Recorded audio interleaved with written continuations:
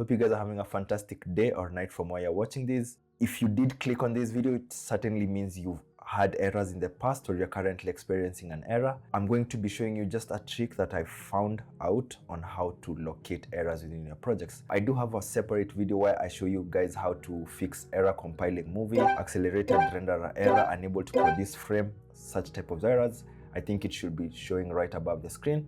Now, that's not what I'm talking about here in this video. I'm going to be helping you diagnose and find the root cause of the errors. Now, more often than not, if you're exporting with Media Encoder, it does have this dialog box. As you can see here, I had a failed status of the encoding. When you click on this warning over here, you can just scroll down, and more often than not, Media Encoder gives you a time code of where to find the error and where it was experienced. For most of you guys, maybe this may not be the case. Maybe it's just exporting and then it stays at, let's say, 33% and doesn't move for like 20 minutes. This is something that I recently had, and I want to show you just one of the hacks that I did find to mitigate this. The easiest way to identify where the error is manually going to every timecode, and if it doesn't preview over here, it simply means it won't be able to produce that frame during exporting. Now, we do have this yellow line, red line, and sometimes you have a green line.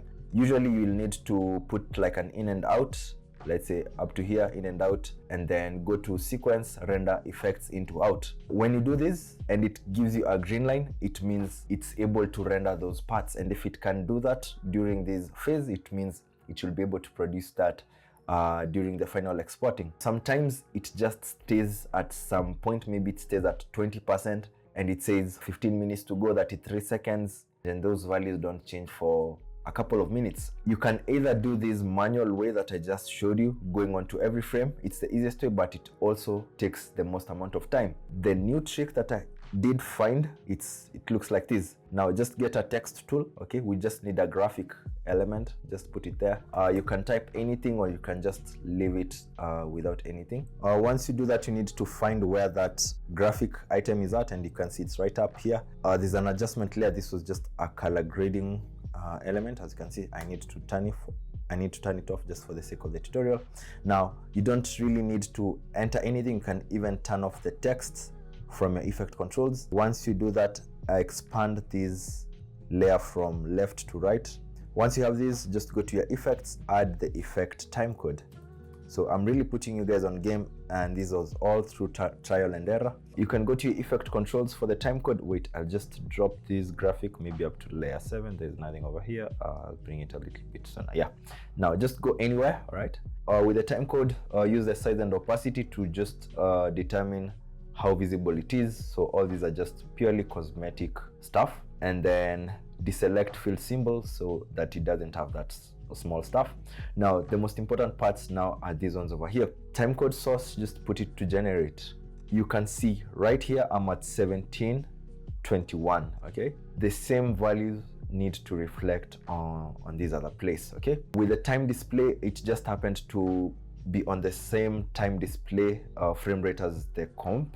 But if we were at 24, okay, you can see that the timing will be off. How to check your sequence setting? Go to sequence settings, see whatever time base you're working on. If it's 23.976, just input the value as 24. If it's 29.97, it means I can just put it at 30 and blah, blah, blah. So we put it at 30, drop frame.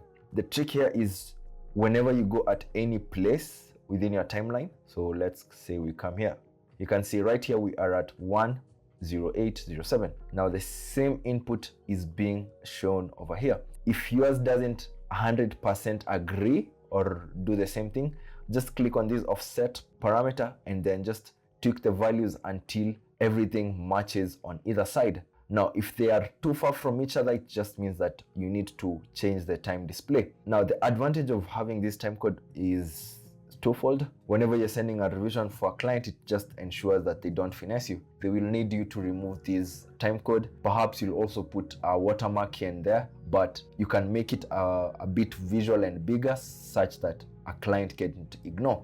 Now, for you as the creator, as the editor, it will also help you see where the frame is not being produced. So if I come somewhere like here, 2422, I need to see the same value over here. And if this doesn't show, it just means that that's where the error is at. So that's the trick I wanted to share with you guys on this one. Get used to the errors and work with them. Don't fight against the errors. One more thing that I would add onto this is that plugins and specific effects will most likely also be the cause of the error. Just a quick tip, this happened to me actually 3 days ago. I'd put an in and out over here. Okay, I did put an in and an out, and then I tried exporting these comp individually. Now at some point I did get an error. It wasn't giving me a timeline or what, it just wasn't moving past 33%. Now I'll tell you how to navigate something like that. I opened a quick sticky note. Okay, let's say the encoding was not going past 34%. Okay, so that's where it stays at for long.